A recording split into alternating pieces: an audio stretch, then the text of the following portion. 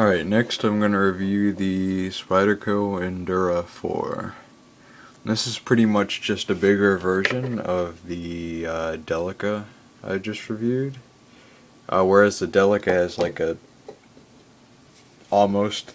it's like the blade on the Delica is almost 3 inches.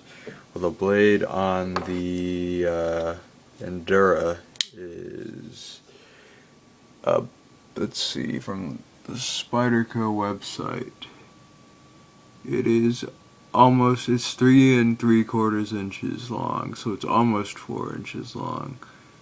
And overall, the knife is 8 3/4 inches long. And this weighs 2.4 ounces, so about 1 more ounce than the Delica.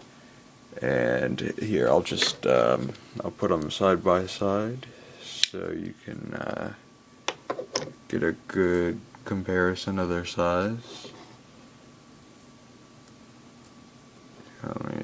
There we go. So that's pretty much the same design, just the Endura is bigger than the Delica, longer than the Delica. Also, one thing to note is that the version of the Endura I have here is not the standard version. This is a slightly different version. This is the full flat ground version. Now, the standard Endura 4 comes in a black handle, just like this Delica, and it has the hollow ground blade.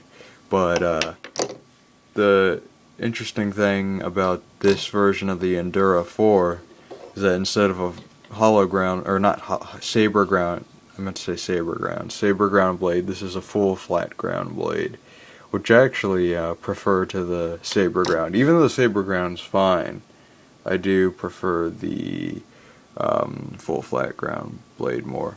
And the full flat ground version comes in different colors. This is the gray one, but as you can see on the Spyderco website, it also comes in brown, green, blue, and purple. They have their MSRP at about $100 for this, and you'll probably be able to find it cheaper on like places like Amazon or wherever you usually buy your knives. But the full flat ground version is probably going to be about the same price as the standard saber ground version. Same goes for the Delica. The full flat ground version of the Delica will probably be the same price as the standard one, and the full flat ground Delica also comes in the same variety of colors. So that's probably all I'm going to say about the Delica, since I already did a review on that anyways. So the Endura here, gray FRN handle with bidirectional texturing on the handle to increase grip. There's gripping type material. It's like, I guess, like kind of like jimping on the top here, where your thumb would go. Same sort of thumb ramp with jimping here that you see on the Delica. It's made with VG10 steel in Japan. Same deal with the screws. They're torque screws. Everything's adjustable. This is made out of one piece of FRN, and nestled inside the handle there are skeletonized stainless steel liners, and this is a lockback knife. The steel, or I don't know if I guess it's steel, this pocket clip here, which is black, can be moved to any of the 4 corners of this knife. Wherever you see this pattern of the 3 holes, that's a place where you can reposition the clip. Blade is extremely sharp on this full flat ground. I actually cut myself not too long, maybe like 20 minutes ago.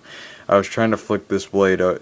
This knife is harder to flick open than the Delica due to the longer blade and the pivot point. Like, it pivots fine, but due to like how close the opening hole is to the pivot point and how much longer this blade is than the Delica's blade, it's harder to flick open, and in the process you can still kind of see it. I cut my finger, but it's not that big of a deal because this is a pretty sharp knife.